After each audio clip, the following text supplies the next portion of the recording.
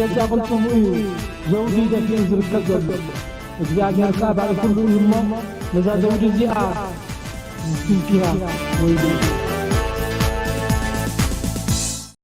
ሰላም ተከታታዮች ሶል ሚዲያ ዘዘለኹም ሰላምኩም ይብዛሕ ንቅስከተስተ ኤርትራውነት ጎርመነት ሃይረስ እንዳበልኩ ኩብራት ተከታታዮች ሁላችሁም በላይክ ጀምሩ ቶም ሓደሽ ሶል ሚዲያ ዝቆምኩም ካ ሰብስክራይብ ክንድቅስከተስ ኤርትራውነት ጎርመነት ሃይረስ ነቸም ሎማዓንተኻ ብጣዕሚ እቶም ባሮት ወይካ ባሪያ ናይ ብዕልግና ፓርቲ ዝኾኑ ከም በዓል ጻድቃን ከም በዓል ሳሞራ ስርዓት ብልጽግና ወፂኦም ወሕወሕ በሉ ኣኽላባት ተቀይሮም ለይትን መዓልትን ህዝቢ ኤርትራ ክነብሑ ከምኡኻ ንህዝቢ ትግራይ ኣብ ምድንጋር ተጸሚዶም ይሰርሕሎ ከም በዓል ጻድቃን ዝኣመሰሉ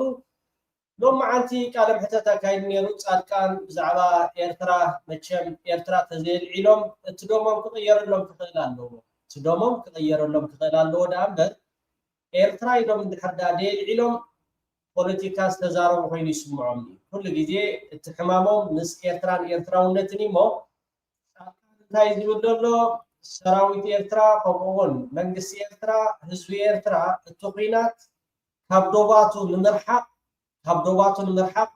ኣብ በዓል ጋሸና ወልድያ ኣውይ እቲ ኩናት ክጅመር ወይ ከዓ ኣውይ እቲ ኩናት ክካየድ ዝደሊ ይብል ኣሎ ጋሸና ወልድያ ዳ ቀረባኒ ጋሸና ወልድያ ዳ ዳርጋ ደሓን ካብ ዶባት ናይ ኤርትራ 200-300 ኪሎ ሜትር ርሒቁ ይኸውን ዶ ጋሸና ወልድያ ደሓን 150 ገለ ማለት ኮሚታት ይኹን ደሓን እዚ ቀረባይ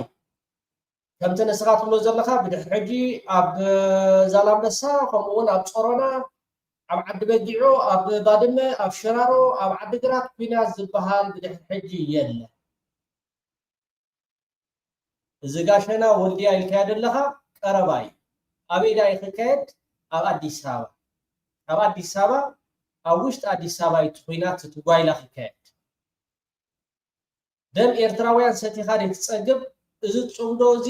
መንግስትን ህዝብን ኤርትራ እቲ ኩናት ንምርሓቅ ዋ ኣብ ገዛኻ ዶ ኩናት ክግበር ትደሊኻ ኣብ ገዛኻ ዶ ዕግርግር ክግበር ትደሊኻ ኣብ ገዛኻ ዶ ህኮት ትደሊኻ ኣይትደሊን ኢኻ ስለዚ ንሕና ሰላም ኢና እንደሊ ካብቲ ናትና ዶባት ነርሕቆ እቶም ካልኦት ኣህዛብ ከዓ ነታ ናብቲ ዶባት ናቶም ወይ ከዓ ኣብቲ ትግራይ መታ ንኸይካየድ ተጋሩ ከዓ ካብ ዶባቶም የርሕቆ ኣምሓሮ ከዓ ካብ ዶባቶም የርሕቆ እዚ ኮቲ ናይ ሓባር ጽምዶ ዝበሃል ስለዚ እንታይ ዝብሎ ንስማዓዮሞ ጽምዶ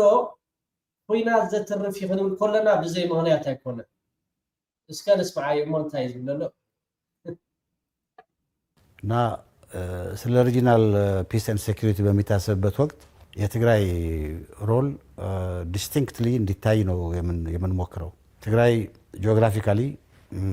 ከኤርትራ ጋር ይዋሰናል፣ ከሱዳን ጋር ይዋሰናል፣ ከአማራ ክልል ጋር ይዋሰናል፣ ከአፋር ጋር ይዋሰናል። እነዚህ ጂኦግራፊክ ቦታዎች በጣም ነገር ለማወክ ይመቻሉ። ከብዙ ኃይሎች ጋር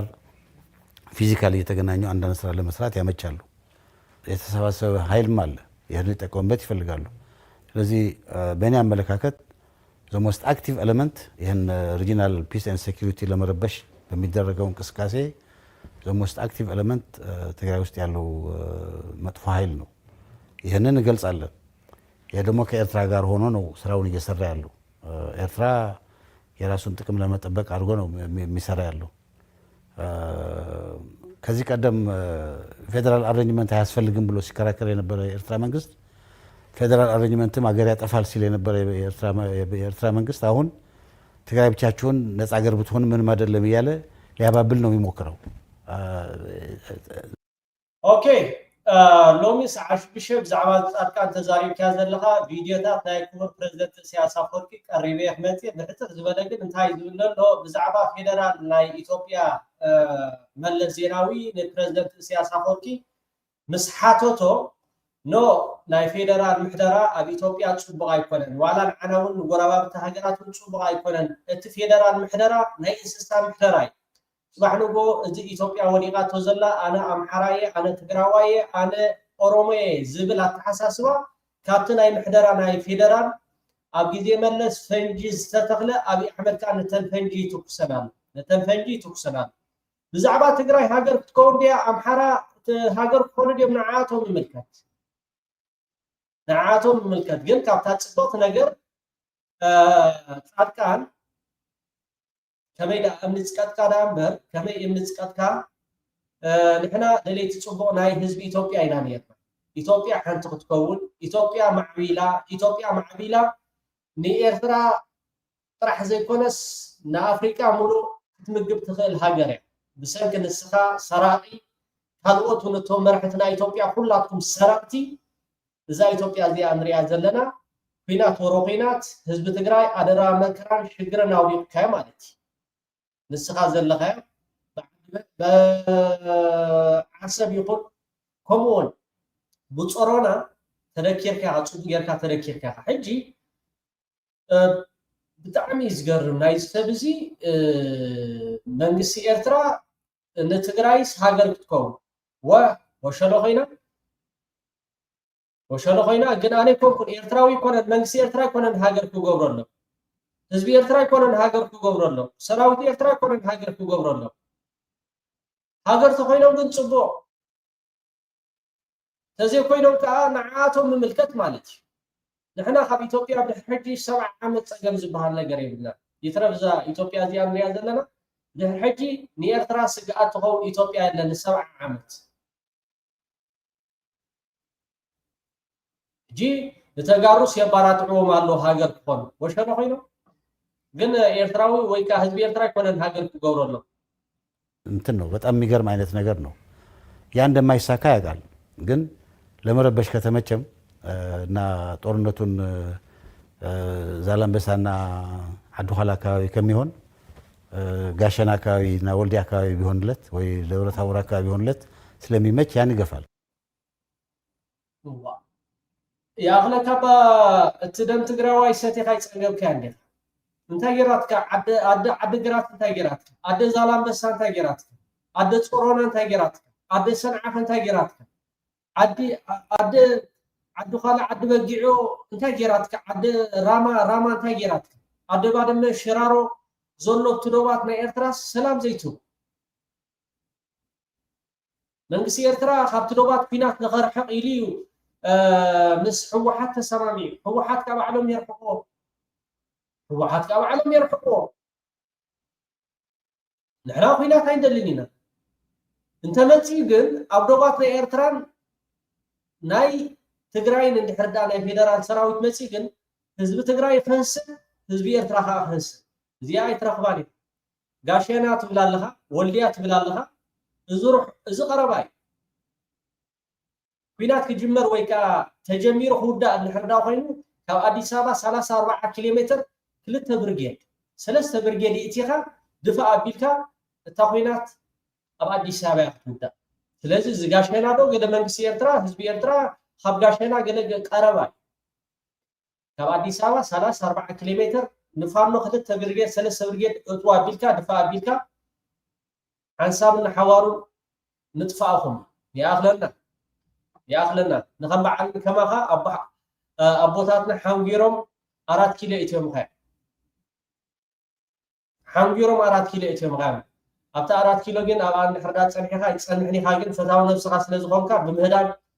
زيا سالتيتي كابتوم هاتريك الشعبية خيكت لنيلكا خا أديس أبابا كتشن 10 شومنتن ناب تجري هاديبكا كتشن 10 شومنتن 10 كعتن نابتناي سلام زنبرنو ماليسكا خا شعبية خيكت لنيلكا خا مقالة ناب أديس أبابا هاديبكا إذا سالتيتي زيا كتتحز ديخا ويكا ناب أمريكا تهدم هاتريك تسريحها لذي شعبية قاشيناتو قلقل ሲል የነበረ የኤርትራ ሆኖ ነው ስራውን እየሰራ ያለው ኤርትራ የራሱን ጥቅም ለመጠበቅ አድርጎ ነው የሚሰራ ያለው ከዚህ ቀደም ፌደራል አሬንጅመንት አያስፈልግም ብሎ ሲከራከር የነበረ የኤርትራ መንግስት ፌደራል አሬንጅመንትም አገር ያጠፋል ሲል የነበረ የኤርትራ መንግስት አሁን ትግራይ ብቻችሁን ነፃ አገር ብትሆን ምንም አይደለም እያለ ሊያባብል ነው የሚሞክረው እንትን ነው በጣም የሚገርም አይነት ነገር ነው ያ እንደማይሳካ ያውቃል ግን ለመረበሽ ከተመቸም እና ጦርነቱን ዛላምበሳና አድኋላ አካባቢ ከሚሆን ጋሸና አካባቢና ወልዲያ አካባቢ ቢሆንለት ወይ ደብረ ታቦር አካባቢ ቢሆንለት ስለሚመች ያን ይገፋል። ይሄን እንትን ያደርግ ነው። ለኛው ያነሳው ብጣዕሚ ህዝቢ ትግራይ ብጣዕሚ ይድጸሎ ጻድቃን ህዝቢ ትግራይ ብጣዕሚ ይድጸሎ እቲ ኩናት ኣብ ትግራይ ክኸውን እዩ ዝደሊ ብጣዕሚ ይድጸሎ ታንክታቶም ናባና ቅኒዖም ቃላቶም ናባና ቅኒዖም ውጥናቶም ናባና ቅኒዖም ዘለዉ ሓይልታት ንሕና ናይ ሰላም ፅምዶ ስለ ዝኾንናሲ በጃኹም ኢልና ነተን ታንክታሲ ማይ ድጋም ጌርና ዲና ካብቲ ኢዶም ክንሕድጎም ዘለና ከመይ ዝሓስብ እቲ ርእስኹም ርእሲ ናይ ሰብ ተኮይኑ ናይ ሰብ ርእሲ እንተኮይኑ እዚ ፅምዶ እዚ እኮ ናይ ሰላም ፅምዶ ይኮነን ናይ ኩናት ፅምዶ እዩ። አንቱም ገለ ሄዶታት ባሕሪ እንተኾነ ትቡና ተዘይተሂብኩምና ከዓኒ ኣብ ቀፃሊ ወለዶታትና ምውሳዱ ኣይተርፎን ይኹን ወስዶ ኢና ክብል እንኮሎ 4 ኪሎ ሰሚዕኹም እንዲኹም ንሱ ዲ ሓገብ ዝበሃል ህዝቢ ኤርትራ ንሱ ዲ ሰላም ኣይደልን ኢኻ ዝበሃል ህዝቢ ኤርትራ እሳት ጨንወን እዛ ከም እቲ ኣራእስኩም ገንቢ ዝጨንወና ሓሳው ርእሲ ዘይሓስብ ርእሲ لخبات رأسي عزيزة الله تحساسبها نحن تنقورينا نقبر انتو هنا سلام دليتناي سلام يكون انكا كما غيرنا تسأميدنا نتسألا نفشلو خان سرح صمدو قبزحي صمدو حيلها مدلدالي صمدو ميدها مسفاحي صمدو بوليتيكها مسفاحي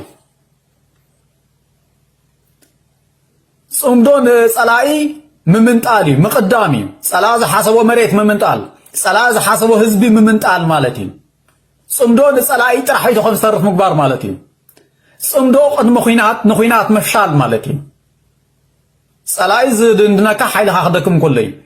صلا سلام زبلك حيلها غلبتم كلي ابز صمدوزي حيلين ايتم سلام زدلي حزبታት يترنا تصاميدوم تراخيبوم حيلوم يترنا እቶም ጽልእ ዝደልዩ ኸዓኒ ይደኽሙ እሞ ካይፈታው ሰላም ይደልዩ ደላይ ሰላም ተታኪቡ ደላይ ጽልእ ሓይሊ የብሉን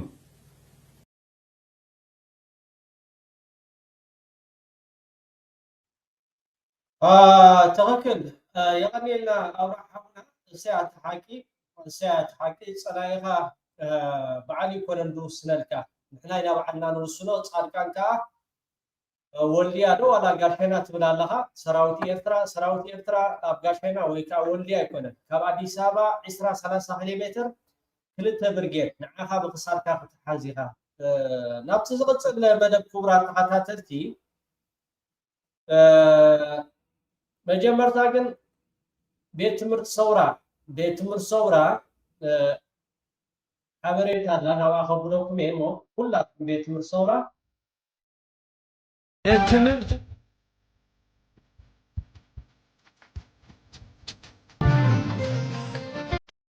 የትምህርት ሁሉና ትዝታይ ተሐድስ ውጣተይ እታደማ ፍልጠተይ بتمرتنا برها قلم زي أخلو تاريخا فقدو سراح ذلكم لا يتمال عشلو مفري كمالسكم دو نسحل بيتمرت سورا زكيرة وين أمنا تحصل كبتيتات قدلي عمرتي تقص في سبب الفطري ما أدف الكاتي سنة بسبورت معطوت السلام قناة ثابع نيرو كتور حدنا أبقد لي زيرو حبيب تحت حقفا مسلاء كوينو كقدفا إدر تغليه الرد قدن دسس عيران كبالن أي وجه أي ومرة ني حسني أتفيل عدني أي وزارية نرتي حسام دو خويني دا أزلنا فق حولنا تباني رزموه من الله خم حطان ثورة نزان شكر بسحق سجرة جلهانتي دق ذكره سيان بقتو هل أدي تمرتي حي مكيتو حول عنستي ميتات طبعا تخرتت مرأت جت هاني سيف أفتنمو أفتنا ما تقدر هو زخر لنا ني حرارك نابال بومبان كزنت كم عبيت السن من كاس حسن حبوس كنو قادس أيوة مرات زخر أيوة ثورة هاي أبترنتو لعل سلسة كلاتكم بيت مرسورة أزوي أقداش سخونة ناي مرخاب مدب سلوزولو على سلسة أبترنتو بليز اتا درفي ريبورت غير متان خيبلونا بستخاله متن بزي درف ويكات بوستر الحردا سريف مو صبغي كبرات تقاتلتي نابت صقص مدب نابت قبلكم لو معنتي زي ورادا جيتاچو ردا بتعمي تواريدو طرح زي كونه اد تግራይ እንታይ ክትብልያ ህዝብ ትግራይ እንታይ ክብል ጌታቸው ረዳ መቸም በጣዕሚ ካብቶም ኣዝዮም ንህዝቢ ትግራይ ልዕሊ 1 ሚሊዮን ዋጋ ንመንእሰያት እሞኸኣ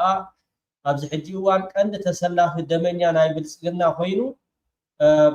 ናይ ፌደራል ሰራዊት ፔጅ ኣብ ገጻ ፌስቡክ ልሕዳሪ እሞ በአምሓርኛ እታ ቀያሕ ተሰሚርላ ዘሎ ቅድሚ ሳልስቲ ጌታቸው ረዳ ኣብ ኮሌጅ መኮንናት ናይ ምክልኻል ሰራዊት ናይ ኢትዮጵያ ሞራል ክህቦም ከምኡ ከዓ ከተባብዖም ነቶም ጃጅዮም ዘለዉ ከምኡውን ተስፋ ኣብ ምቁራፅ ተፀሚዶም ወይ ከዓ ኣብ ኩቱር ጭንቀትን ኣብ ኩቱር ራዕድን ዘለዉ መኮንናትን ጀነራላትን ኣኪቡ ገበታ ሓሶት ብምሕሳብ ከምኡውን ሰራዊት ኤርትራ ሞራል የብሉን ሰራዊት ኤርትራ ክዋጋ ኣይክእልኒ ገለብ ብምባል ብኤርትራ ጀሚሩ ብኤርትራ ወዲእዋ ካብቲ ኣዝዩ ዘተሓሳስብ ሎማዓንቲ ኣብቲ ፔጅ ናይ ፌደራል ናይ ኢትዮጵያ ናይ ሰራዊት ወፂ ዘሎ ኣብ ገጻ ፌስቡክ ኣብቲ ብቪድዮ መልክዕ ኣይተመሓላለፈን እቲ ቪድዮ ኤዲት ገይሮም ቆሪፆሞ ብዛዕባ እቲ ናይ ኤርትራ ጥራሕ መሓላሊፎም ሎማዓንቲ ዝወፀ ግን ብጣዕሚ ዘስደምም ህዝቢ ትግራይ ንጌታቸው ረዳ ብሂወቱ ከሎ ክትቀብሮ ዘለካ ሓደ ደመኛ ፀላኢ ወይ ከዓ ልኡኽ ናይ ስርዓት ብልጽግና ጥራሕ ዘይኮነስ ንኩሉ እቲ መስዋዕት ናይ ህዝቢ ትግራይ ሓንሺሹ ኣብቲ ኣኼባ ዝተዛረቦ ንዚ መልሲ ሃብ ጌታቸው ረዳ ሎማዓንቲ እንታይ ክብል ይቢሉ ቅድሚ ሳልስቲ ጌታቸው ኣብ ኮሌጅ መኮንናት ምክልኻል ሰራዊት ሓይልታት ምክልኻል ኢትዮጵያ ኣብኡ ብምኻድ ነቶም ተስፋ ዝቆረፁ ኣዘዝቲ ሰራዊት ሞራል ብምሃብ ከጓዕጎ ውዒሉ ጌታቸው ኣብ ተሃለውለው ብዙሕ ተዛሪቡ ግን ኣዝያ ሎሚ ወፅያ ዘላ ንሓይሊ ምክልኻል ናይ ኢትዮጵያ ብድቁሱ ንሓይሊ ምክልኻል ናይ ኢትዮጵያ ብድቁሱ ሓደጋ ከም ዝወደቕዎ ክሕደት እዩ ኣብ ኢትዮጵያ ብሰንኪ ዝፈፀምናዮ ክሕደት ከዓ ዓብዪ ዕንወት ፈፂምና ኢና ክብል ነቲ ሰራዊት ናይ ትግራይ ብገበን ከምኡ ከዓ ብናይ ብጣዕሚ ኣሬሜን ዝኾነ ኣብ ልዕሊ ሰራዊት ናይ ኢትዮጵያ ከምዚ ዓይነት ኣስካሕካሒ ከም ዝፈፀመ ኣብቲ ናይ ፌደራል ናይ ኢትዮጵያ ፔጅ ኣውፅዎ ዘሎ ፅሑፍ ኣብቲ ዘረባ ኣይተመሓላለፈን ብፅሑፍ ግን ሎማዓንቲ ኣውፅዮም ኣሎ ካብቲ ዝገርም ሎማዓንቲ ዕለት 21 ሰነ 2013 ብናቶም ኣቆፃፅራ ማለት እዩ መንእሰይ ናይ ትግራይ ነቶም መራሕቲ ናይ ኣዘዝቲ ሰራዊት ይኹኑ ከምኡ ናይ ፖለቲካ ናብ መቐለ ሒዙ ዝተመርሰሉ እዋን ሓመድ ልሒስና ዝተሰኣናሉ ዝብልዎ ታሪክ ኣብዚ ሕጂ እዋን ጌታቸው ረዳ የውሃና ክብል ተራእዩ ማለት እዩ ወይ ከዓ ነቲ ዝተገብረ ብናይ ጥልመት እቲ ጅግንነት በቶም ናይ ጥልመት ናይ መራሕቲ ናይ ሕወሓት ከም ዝተዛዘመ ገይሩ ክዛረብ ክትርኢ ከለካ ማዕረ ክንደይ እዚ ሰብ እዚ መታለሊ ማዕረ ክንደይ እዚ ሰብ እዚ ሓሳዊ ነቲ ሰራዊት ናይ ትግራይ ገበን ከም ዝፈፀመ ኣብ ሰራዊት ናይ ኢትዮጵያ እንዳተዛረበ በዚ ከዓ ጥው ኢሉ እንታይ ይብል ኣሎ በቃ ጅግና ኢኻ ብሎ ኣሎ ክኸውን ደይክእል ነገር ብገበን ዘጠመቅካዮ ሰራዊት ተመሊስካ ከዓ በቃ እዎ ጅግና ኢኻ ግን ዋው ብጣዕሚ ከቢድ እዩ ብዙሓት ተጋሩ ሎማዓንቲ ተቆጢዖም ዒሎም ጌታቸው ኣብቲ ሎሚ ኣብ ገጻት ፌስቡክ ኣብቲ ናይ ፌደራል ናይ መንግስቲ ኢትዮጵያ ናይ ወተሃደር ከምኡውን ኣብ ዳቱ ፌስቡክ ክትሪእዎ ትኽእሉ ኢኹም ብዙሕ ፀርፍታት ብዙሕ ህዝቢ ትግራይ ከልቅስ ህዝቢ ትግራይ ክበኪ ዝረአ ዘሎ በዚ ጌታቸው ገይርዎ ዘሎ ሎማዓንቲ ማለት እዩ ካልእ ኣብዚኣ ትዝክርዋ ኢኹም ክቡራት ተኸታተልቲ እሱ ከዓ እንታይ እዩ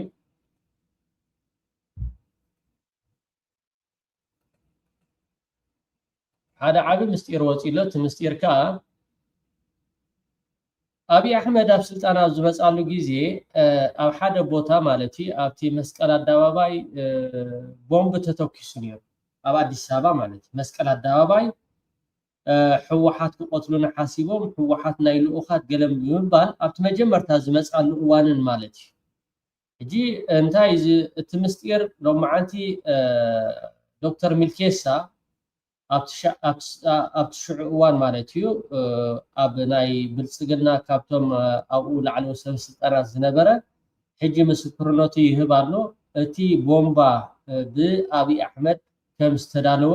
ይገልጽ ኣሎ ኩሉ ኢትዮጵያዊ ከዓ ክሰምዖ ይግባእ ንኺድ ካራክተሮች ተመረጡ እነማን ናቸው በሚገባ የሚጫወቱት ብለው ሰዎችን መለመሉ ከዛ በዛ ደረጃ ወደ ስራ ተገባ አብይ ሂዶ ከተናገረ ትንሽ ከተናገረ በኋላ ያ ፕሮግራሙ ማለቅ አለበት ከተባለ በኋላ ቦምቡ እንዲፈነዳ ተደረገ ቦምቡ እንግዲህ ፈነዳ ተባለ እና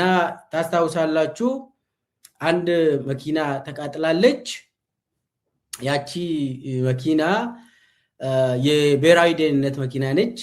የኦፕሬሽን መኪና ነች የግል መኪና አይደለም እና ራሳቸው ቦምቡ እዚህ መኪና አካባቢ ነው እንደዚህ የሆነችው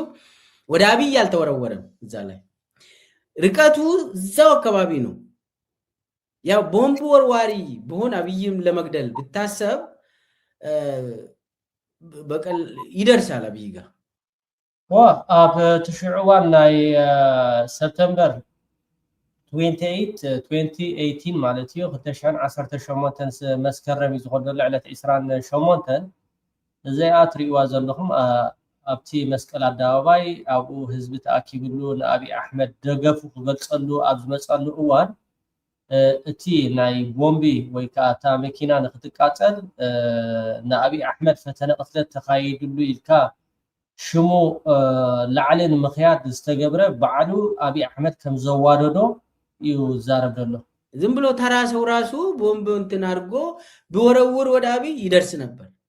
ግን ምንድነው የሆነው የሆነ ዛው እንዲፈነዳ ተደረገ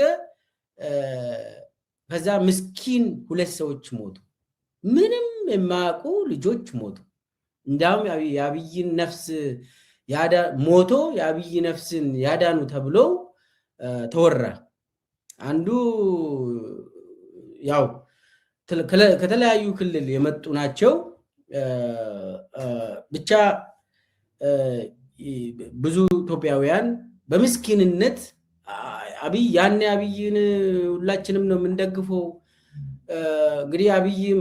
ወደ ስልጣን መጥተው በሁለት ሶስት ወርም አልሞላም ሃኒሙን ነው ያኔ በጣም ኢራሽናል ነበርን ሁላችንም ምንም አንጠረጥርም አብይ እንደዚህ ፊልም ይሰራል ብለን አንጠረጥርም ያኔ ነበረው በቃ ወያኔ ምናምን ወያኔ መሞት አለበት ወያኔ መሄድ አለበት ነው በቃ ሁሉ አስቡት ያኔ የነበረው ጭንቅላታችን ምንም አንድ ራሽናል የሚባል ነገር የለም ማንም የሚጠረጥር ሰው የለም ለምን በሆነ እንትን አጋጣሚ በቃ ወያኔ ትሂድልኝ በቃ ትሂድልን በቃ እንደዛ ነው የሚባለው ያኔ ሶ አብይ እንደዚህ ድራማ ይሰራል ተብሎ ማንም ሰው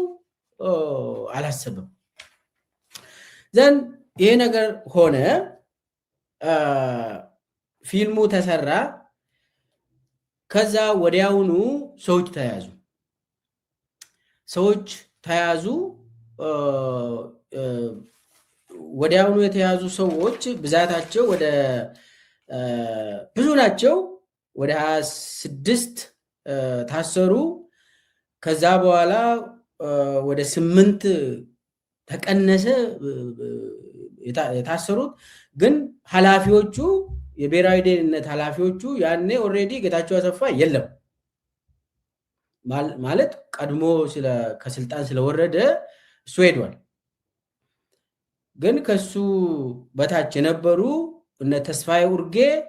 እነ ያሬድ ዘሪሁን ብሔራዊ ደህንነት ምክትል ናቸው። እነሱ አንድ በአንድ ታሰሩ። በተለይ ተስፋዬ ኡርጌ የሀገር ውስጥ ስለሆነ ተስፋዬ ኡርጌ ታሰረ። በጣም የሀገር ውስጥ ብሔራዊ ደህንነት ምክትል ስለነበር ወሳኝ ሰው በመሆኑ እሱ ነው ያቀናበረ ተባለ ተስፋዬ ኡርጌ። ከዛ በኋላ ያሬድ ዘሪሁንም ዱከም ላይ ኬንያ ለመሄድ ሊሸሽ የታሰበ ተያዘ ተባለ። ያሬድ ዘሪሁን እንደዚህ በኦሮሚያ እና በፌዴራል ፖሊሶች ተያዘ ተባለ። የምታዩት አሁን ያሬድ ዘሪሁን ነው። እና ያሬድም በኋላ ታሰረ። ተስፋዬ ኡርጌ ኦልሬዲ ታስሮ ፍርድ ቤት እየቀረበ ነበር።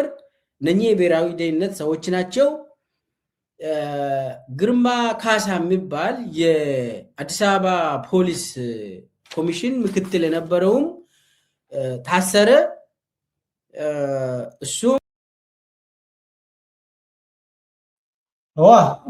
ኩሉ ነገር ብአብይ አሕመድ ከም ዝተዳለወ ድራማ እዩ ነይሩ። ኣብኡ እቲ ቦምብ ተተኪሱ ሕወሓት ንኣብይ ኣሕመድ ክቀትልዎ ተባሂሉ ህዝቢ ኢትዮጵያ ኣብ ጎኒ ኣብይ ኣሕመድ መታ ንክስለፍ ሽሙ ሓፍ ንምባል ኮነ ኢሉ ባዕሉ ዘዳልዎ ከም ምዃኑ መጠን ኣብይ ኣሕመድ ማዕረ ክንደይ መዳናገሪ ማዕረ ክንደይ ልቑማጥ ምዃኑ ዶክተር ሚልኬሳ ብጣዕሚ ኣዝዩ ኣገዳሲ ዝኾነ መልእኽቲ ይመሓላሊፉ ዘሎ። የአዲስ አበባ ፖሊስ ኮሚሽን ምክትል የነበረው ግርማ ካሳ፣ ተስፋዬ ኡርጌ፣ ሌተሮን ያሬድ ሁሉ ታሰሩ። በኋላ ደግሞ እነ ቢንያምም ከኢንሳ እንዲታሰሩ ተደረገ። እነኚህ እንግዲህ ሲታሰሩ እነኚህ ናቸው ያቀናበሩት ተባለ።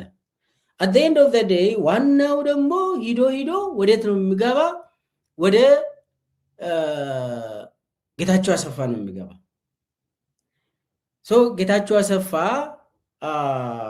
እሱ ነው እንደዚህ ያደረገው ተባለ። ግን እኔ አሁን ወደ ዋናው ዓላማው አልገባም። ሆነ ያኔ የነበረው እነ አብይ ያሉት ወደ ክስም እነሱ ላይ የቀረበው እና አቶ ያሬድ ዘሪሁን ታስሮ ፍርድ ቤት እንደቀረቡ ከዛ በኋላ በሰኔ 16ቱ ቦምብ ፍንዳታ የተጠረጠሩ የብሔራዊ ደህንነት መምሪያ አዛዥ ተስፋዬ ኡርጌ ፍርድ ቤት እንደቀረበ አጠቃላይ ሁሉም ነገር ዞሮ ዞሮ የብሔራዊ ደህንነት አመራር ነው ይሄንን ያቀደው የሚል ፒክቸር ተሰጠ። ዜናም ተሰርቷል። በነገራችን ላይ ያኔ በሰኔ 16ቱ የቦምብ ጥቃት ወንጀል ቀጥተኛ ተሳትፎ ነበራቸው በሚል የተጠረጠሩ 5 ግለሰቦች ላይ ክስ ሊመሰረትባቸው ነው። ተጠርጣሪዎቹ አብዲሳ ቀናኢ፣ ደሳለኝ ተስፋዬ፣ ጌቱ ግርማ፣ ህይወት ገዳና ባህሩ ቶላ ናቸው። እንደ ፖሊስ የምርመራ መዝገብ አብዲሳ ቀናኢ እና ደሳለኝ ተስፋዬ የተባሉ 2 ተጠርጣሪዎች በሰልፉ ስነ ስርዓት በደረሰ የቦምብ ጥቃት ጉዳት ደርሶባቸው በወንጀሉ ተጠርጥረው ሕክምና ላይ የነበሩ ተጠርጣሪዎችን ለማስመለጥ ሞክረዋል ነው የተባለው። እንደ ምርመራው 3ኛው ተጠርጣሪ ጌቱ ግርማ ደግሞ የቦምብ ጥቃቱን ሂደት አስተባብሯል ነው የተባለው። ተጠርጣሪው በ2008 ዓ.ም በሽብር ወንጀል ክስ ተመስርቶበት 2 ዓመት ከታሰረ በኋላ በምህረት የተለቀቀ ነው። 4ኛው ተጠርጣሪ በጥቃቱ ሰሞን በወንጀሉ ተሳትፋለች በሚል የአእምሮ ህመምተኛ በመምሰል በማህበራዊ ድረገጽ ለእይታ ስትበቃ የነበረችው ህይወት ገዳ ናት። ተጠርጣሪዋ በአሁኑ ጊዜ በአማኑኤል የአእምሮ ሕክምና ሆስፒታል ክትትል ላይ ነው የምትገኘው። አምስተኛው ተጠርጣሪ ባህሩ ቶላም በወንጀሉ ተሳትፏል በሚል ነው የተጠረጠረው። የምርመራ ቡድኑ በተጠርጣሪዎች ላይ ከአንድ ወር በላይ ሲያካሄድ የነበረው ምርመራ አጠናቆ በዛሬው ዕለት መዝገቡን ለአቃቤ ሕግ አስረክበዋል። የምርመራ መዝገቡን የተረከበው አቃቤ ሕጉም ሕጉን መሰረት በማድረግ ክስ ለመመስረት የጠየቀውን 15 ቀናት ተጨማሪ ጊዜ የፌዴራል የመጀመሪያ ደረጃ ፍርድ ቤት አንደኛ ወንጀል ችሎት ፈቅደዋል። ክስ እስኪመሰረት ጉዳያቸውን በውጭ ነው ለመከታተል እንዲያስችላቸው የዋስትና መብት ያቀረቡት ተጠርጣሪዎች ወንጀሉ የሰው ሕይወት ያለፈበትና ከ200 በላይ የሚሆኑ ሰዎች ለቀላልና ከባድ ጉዳት የተጋለጡበት በመሆኑ ጥያቄያቸው ተቀበሉ። ይሄ ዜናው ነው። እነኚህ ስማቸው የተዘረዘረው መሬት ላይ ቦምቡን ያፈነዱ ተብሎ የታሰሩ ናቸው። በዚህ ምክንያትም አብይ አህመድ የሆነ ጊዜ የኦፒዲዮ ስብሰባ ማዕከላዊ ኮሚቴ ሰብስቦን ኦሮሞ ሊገለኝ ነው፣ ለምንድን ነው ኦሮሞ የሚገለኝ ብሎ ተናግሯል። አሁን የተዘረዘሩ ሰዎች ከስማቸውም እንደው መጠርጠር ትችላላችሁ። መሬት ላይ አብይን ለመግደል የሞከሩ ሰዎች ናቸው የተባሉት ኦሮሞ ናቸው ነው። አብይም እንደዛ ነገረን። ከላይ ማን ነው አዛዡ? የብሔራዊ ደህንነት ሰዎች እንግዲህ ወያኔ ተባለ። አብይም የቀንጅብ ያለው ማለት ነው። هراي التقني إثيوبياوياني نحن أبي أحمد وصلات مخانو أبي أحمد كفو مخانو تبيران فلدنا إثيوبياويان من معرخندي ذي عشان حبيركم كتالي وتزيكيكم أب مدنجار أم متلال زنبري تي أم مسألة دواوي الديساوا استخايد بعلوز جبوري بعلوز جبورو دراماي كما يركا شمو حفن مبال كبرى تخطاتاتي دقيمة دقاقيمة أبزوز اللهم وسلامكم يمزح لايك كومغانا كل نخباتح شربولو يقنينا دكتور ملكيسا أزجيا قداسي كبرت هابلنا